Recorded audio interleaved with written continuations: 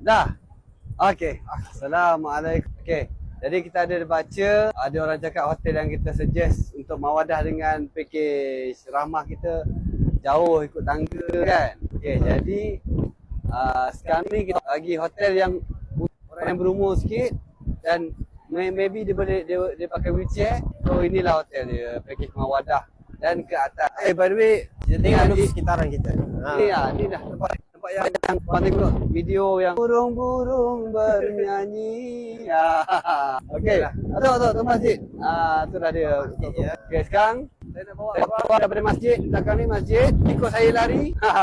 Ikut saya lari sekarang pergi ke Hotel kita. hotel kita tu. Jom. Jom 1 2 3. Ya.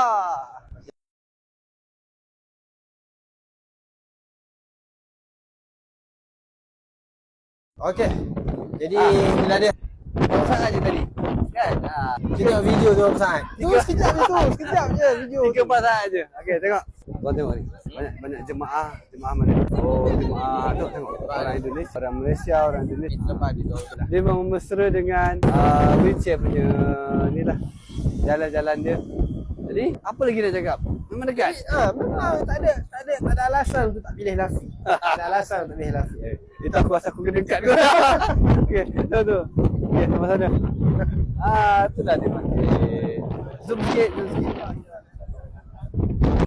Orang atas tu bukan lampu tau. Tu bukan lampu, itu wap air tu. Kalau kita rasa, lalu pun rasa wap air tu. Okey, jom. Nak aiskrim tak? Ini ada kedai dia. Ada kedai minum, ada kedai aiskrim, ada kedai makan sekali. Ini dekat dan juga sangat semuanya tidak grand lah. Dia tepi jalan je lah. Okey. Ada lagi yang kita nak pesan? Ada lagi apa-apa? Kalau apa dah? Itu sahaja. Okey, itu sajalah. Jap.